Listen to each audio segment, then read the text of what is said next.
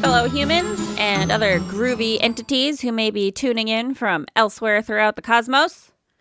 Welcome to episode number 2 of the Franki 411 podcast, where I, your humble hostess, Haleigh 𝓕𝓻𝓪𝓷𝓴𝓲, clue you in on the kind of conversations that I have been having with my higher self, Franki.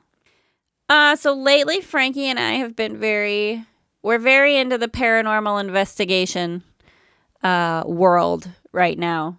Not that I have a paranormal investigation that I'm currently taking part in. Not that I don't want to be. I certainly would love it. But currently we're just consuming other people's paranormal investigative whatnots. So I've been rewatching Hellier, which is on, I think is it on Amazon Prime? I think it's on YouTube also. Great series. That's one of the paranormal series that I'm revisiting again. I just so love, I love the idea of paranormal investigations of haunted places and, the whole ghosts, ghoulies, whatever you want to call them. I love the whole Hellier goblin angle, cave creatures. The idea of, there's got to be something in the caves, right? We can't know all the things that are in the caves. I would love to do that too. I would love to talk to people from the old coal mining days and talk to them about the weird shit that I bet happened in coal mines. Tell me about the Tommy knockers. Tell me about the fairies and the ghosts and the entities that lived in the caves. I want to know. But anyway, yeah. Watching a lot of The Watcher series on YouTube.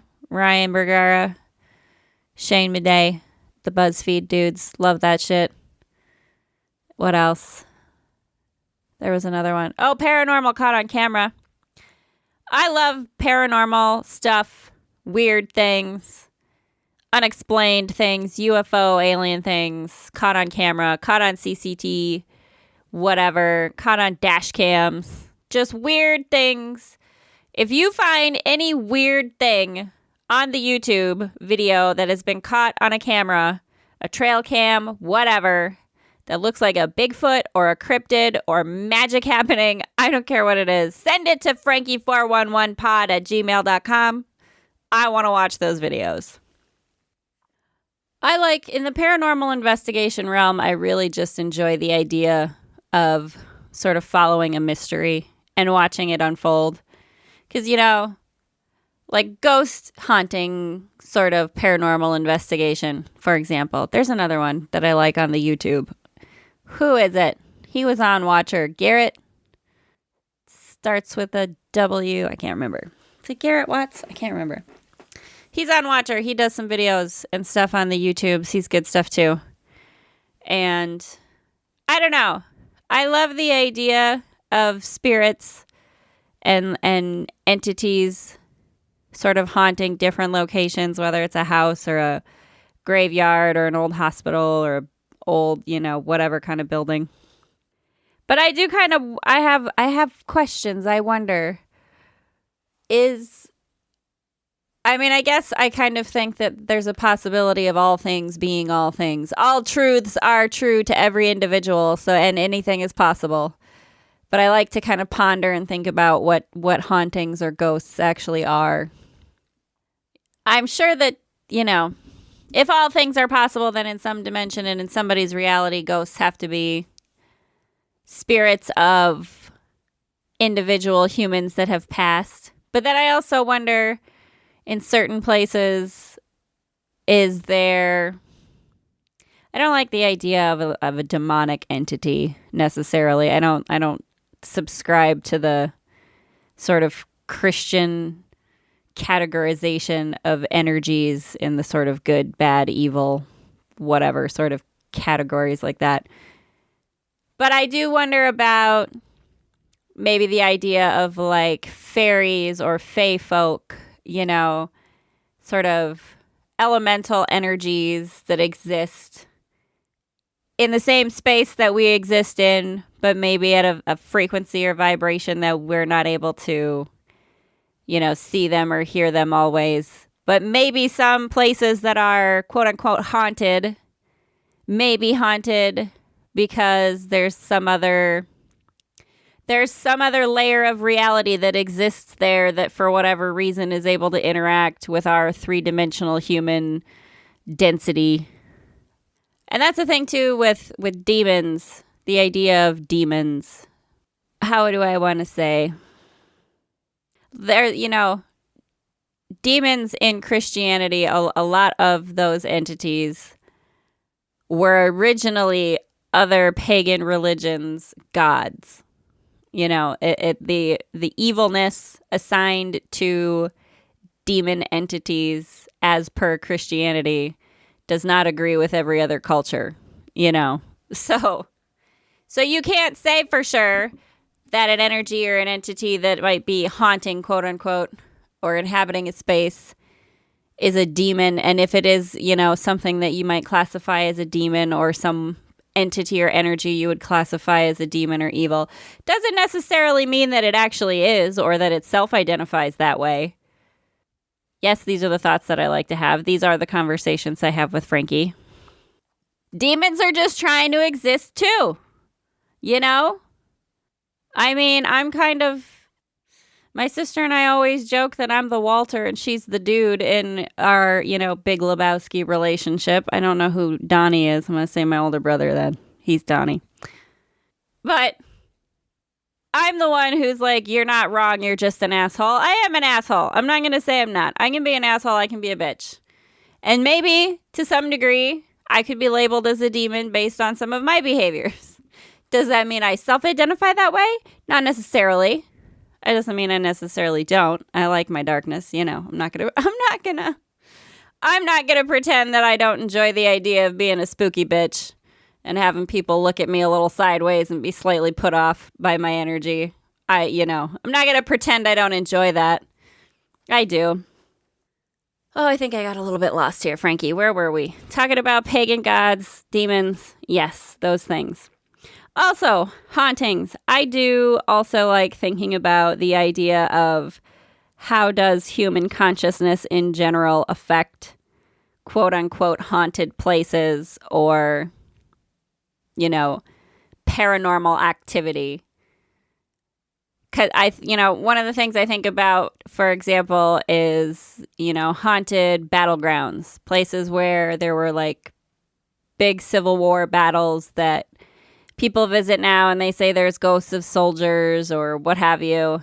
I wonder, are there actual, what people might call or consider to be residual hauntings, like the spirit of an individual not necessarily being consciously there, but just sort of like running through the same routine that it did while it was in that space. So more like an energetic imprint or an echo of some kind. But I do also like to think about what if the energy that people have surrounding that area, the sort of emotional turmoil and just, the violence and the facing of mortality of it all because it's war. Is that space, that land, just like any other haunting or, experience of what might be ghost or paranormal activity?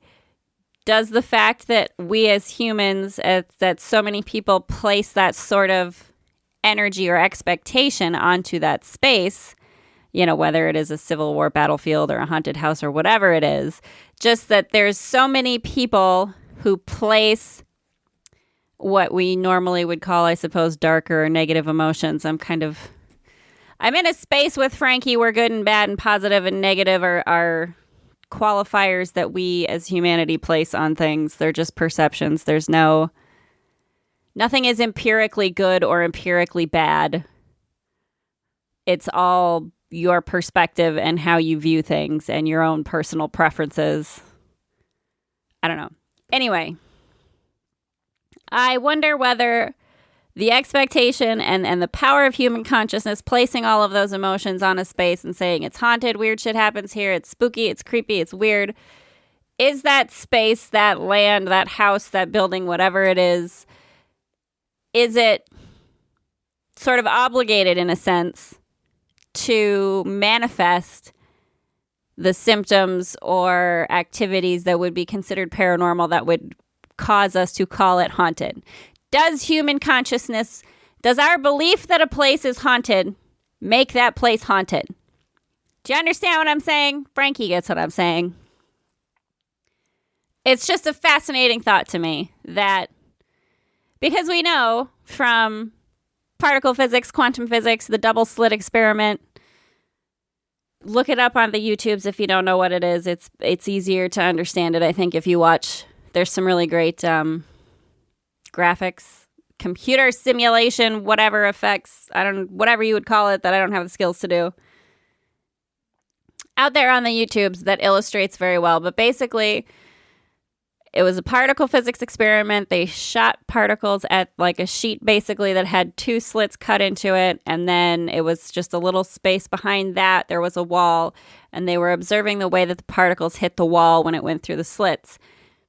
And when the particles hit the back wall, it didn't like make the random, it didn't create the kind of random pattern that was expected for the experiment. So then they placed a camera ahead of the double slitted paper or whatever it was that they were shooting the particles at, and to see what the particles were doing, to observe the particles as they went through the slits, to understand why are they making this pattern on the back wall.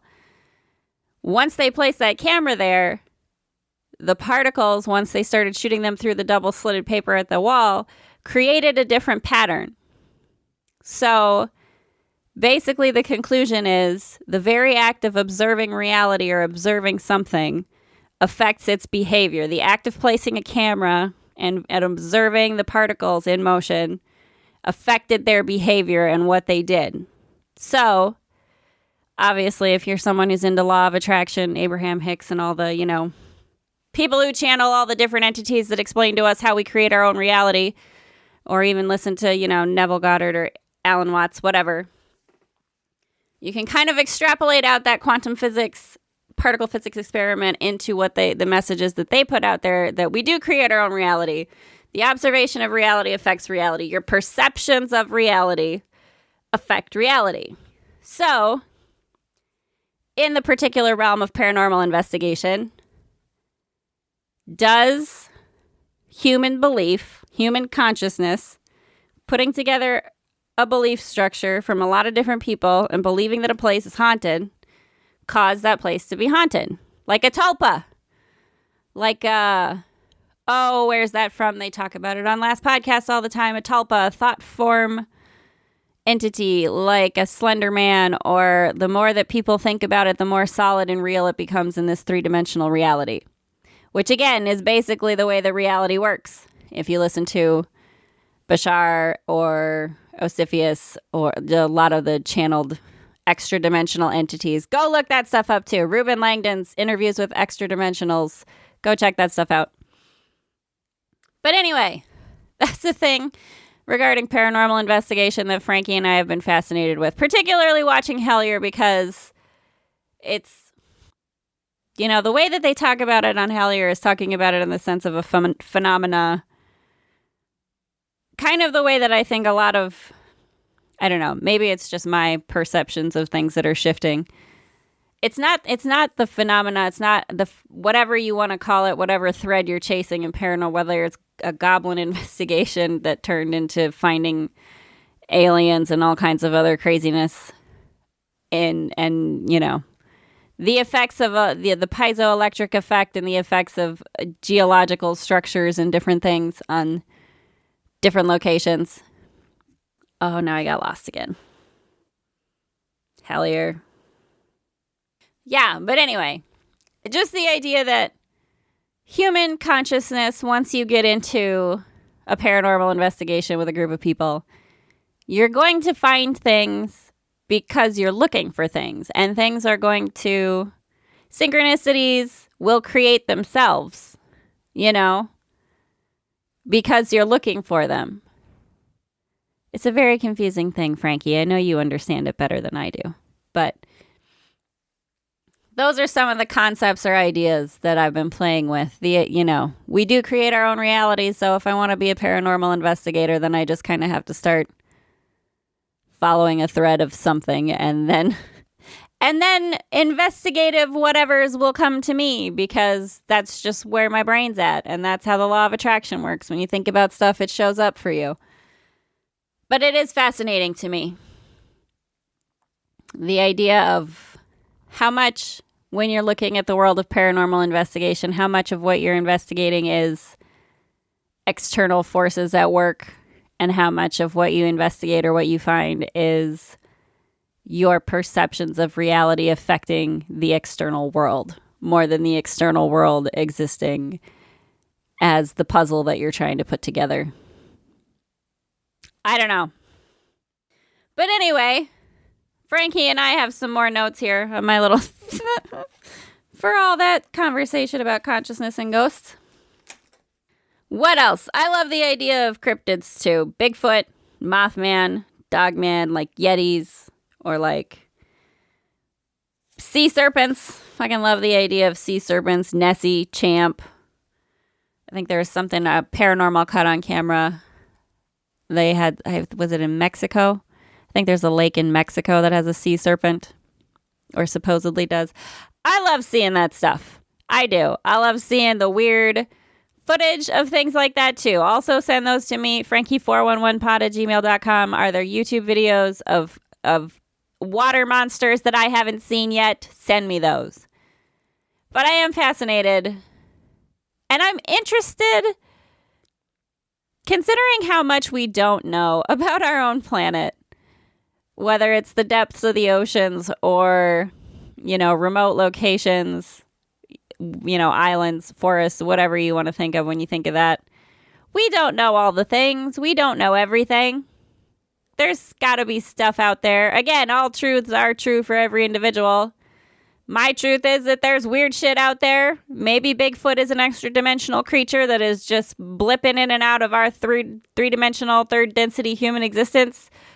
Not even on purpose. Maybe he's, hanging out in the woods, but in his reality, it's a slightly different dimensional overlay, and he just kind of blips in and out of our reality and existence now and then on somebody's Russian dash cam, or, for hikers in the Pacific Northwest, or wherever he happens to be at the moment. I do love that stuff too, though.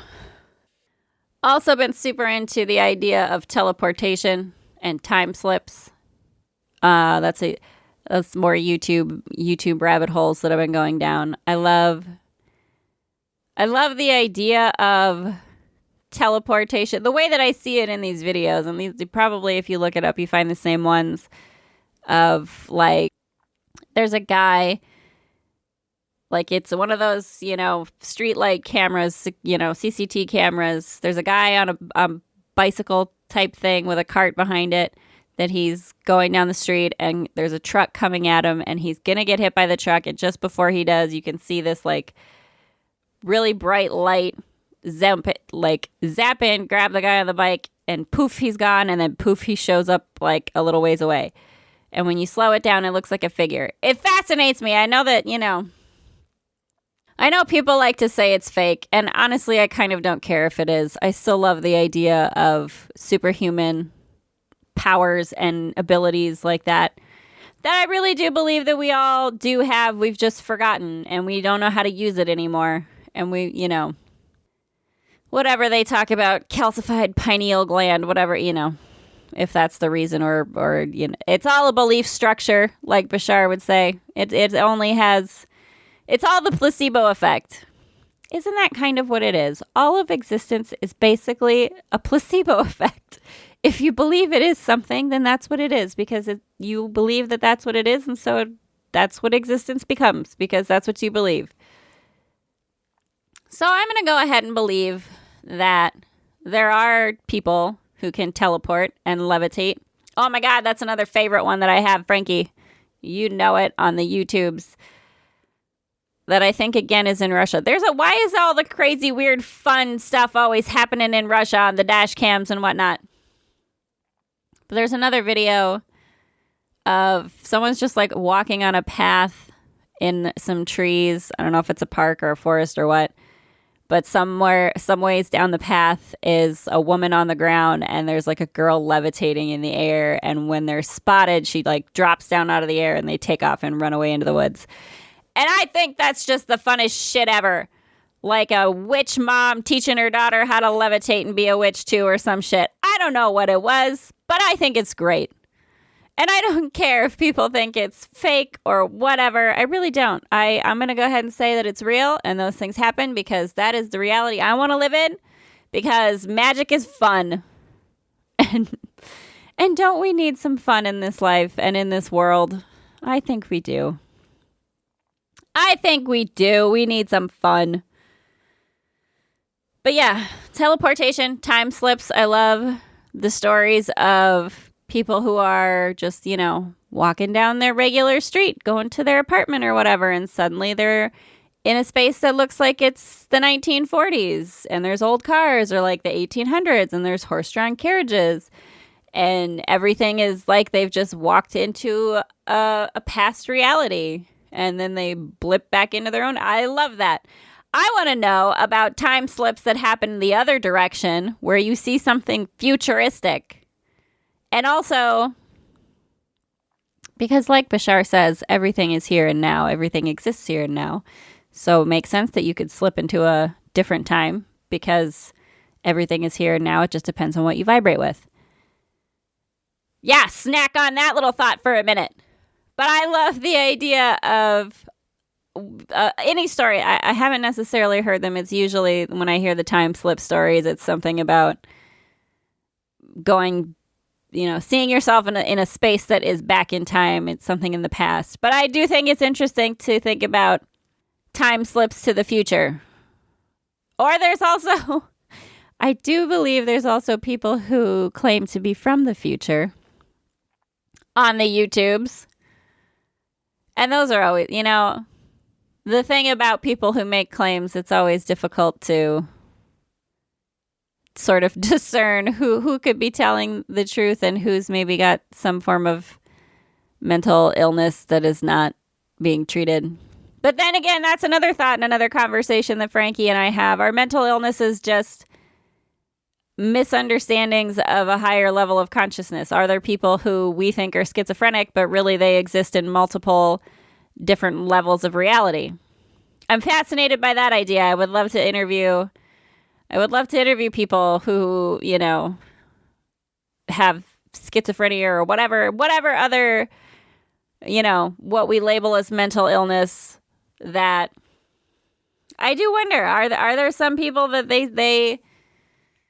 they're able to exist in different realities, and so that's why we think they're mentally ill, because they don't spend the same amount of time in the third density physical reality that we all spend all of our time in. I don't know, but it's fun to think about. And I like to think about fun things. And Frankie and I, we like to think about fun things. We like to have conversations about interesting things. Isn't it fun to think about if we could all remember that we are superhuman naturally, and that we could all teleport and levitate and send psychical messages to each other instead of like having to send a text message or an email? You can just zap somebody with an image of something so they get just whatever it is you're trying to tell them. Which would be super useful for me when I can't find the words for things that I'm trying to like think about. If I could zap to somebody's brain like, this is the thing I'm asking for, I can't remember what it's called. What is it? I imagine that kind of ability is useful in those moments. Because I'm someone who definitely forgets words sometimes, and I'm not really sure why that happens. It's okay. Maybe it's because I spend more time in the fourth dimension than most humans. And so sometimes human words and labels and categories escape me just a little bit. That's my story, and I'm sticking to it. What else? Oh, there's also... there's videos on YouTube, or that Paranormal Caught on Camera show, but there's also a lot of Instagram accounts that I follow of people who are showing telekinetic or I don't know just various other forms of energy manipulation. People who are, is it hydrokinesis, where they, get water to move. A lot of it that I see is just mostly looks like sort of the creation of wind with energy is what a lot of it looks like. But it is fascinating to me, the idea that there are people who are actively practicing and accomplishing sort of various different methods of manipulating energy around them to move things. Whether it's, one of the practice things I see is like it's a little piece of tinfoil on a pin that they get to spin around. But sometimes I've seen some things where people are able to, psychically, telekinetically, whatever the appropriate terminology is, like have that little tinfoil. It's like a little tinfoil tent, and they just rest it on the head of a pin, and it can spin around. But they put some kind, like a glass, Beauty and the Beast, the rose in the little glass dome thing. They put that over the top so that it's not like wind or whatever that's affecting it, and they get it to move, counterclockwise, clockwise. There's some videos and things like that I've seen of people doing experiments where they're able to do that from a distance, as in like calling somebody on Zoom or some kind of FaceTime or whatever, and being able to, from their location to the person they're talking to, however far away they are, Los Angeles to New York, whatever it is, I don't know, Timbuktu to Japan. And they're able to manipulate and get that piece of tinfoil to spin back and forth and move consistently and with their conscious direction from a distance. Which may initially sound crazy to some people, but they did a similar experiment. I'd have to find it. I think it's somewhere on Gaia TV. It's another one of the quantum physics, I don't know. One of the rabbit holes I've gone down. There was an experiment done, I don't remember if it was on one of the moon expeditions where they went to the moon, or if it was just going up in a space, not a spaceship. What do you call? Going up in a rocket and just going around the world, orbiting the planet. There it is. Phone, you're dinging at me and distracting me. But where they were basically sending psychic messages with cards. I don't remember if it was like a regular deck of cards or what, but basically getting someone to guess a card, and the accuracy was very high of receiving the messages psychically while they were basically up in space, and the other person was on the ground, back down on Earth. But that they were able to do that, and there was not, I can't remember it. I have to watch it again. But it was something about there was not a time delay like they expected, that you could basically zip, zap, zap, bang, bang, boom. They have the image, the message, the whatever that you sent them. And there is no delay based on your distance, the way that there is a delay in our regular communications, our regular cell phone, internet, computer, telecommunications, whatnot. There was no delay. And again, I'm just fascinated by that, human consciousness, and what abilities do we have that we just don't use, that we forget that we had because we don't use them, because we're encouraged not to use them. We're encouraged to put our heads down and get a job and make babies and just live a very boring, mediocre life is what we're all encouraged to do. And I'm trying very hard not to do that. That's not true. I'm not trying very hard to not do that. I'm not doing that. And it's a kind of a scary, spooky thing, because it's a very, Franki, you have me in a very strange space of the unknown, and I don't know what we're doing exactly. But I suppose life wouldn't be all that exciting if you always knew what was going to happen. But anyway, that's that's my ramblings for today of what Franki and I have been conversating about lately in our paranormal investigation enjoyment times. So I hope you've enjoyed these meandering thoughts and concepts that Franki and I have been enjoying talking about. If you would like to support more Conversations with Franki and also my Adventures of Abernathy Franklin podcast, check out my Patreon, patreon.com/AbernathyFranklin. Got some links in my description for where you can go to my shop, WaresbyFranki.com, and where I have my wares. Frankie and I be coming up with fun designs and slapping them on t-shirts and coffee mugs and whatever else we find fun. And also, I do have a link for where you can, if you're not going to subscribe to my Patreon, I won't be mad at you about it. I won't. If you do subscribe to my Patreon, I will love you forever. But you can also donate to my PayPal via the donate button in my description. But yeah, all of my stuff is in the description. I hope you've enjoyed sitting here and getting the 411 on my Conversations with Franki. So thank you for listening. Wherever you are out there, my friends, I do hope that you're doing well. And from Haleigh, me, and my higher self, Franki, we love you very much. And we will catch you in another now.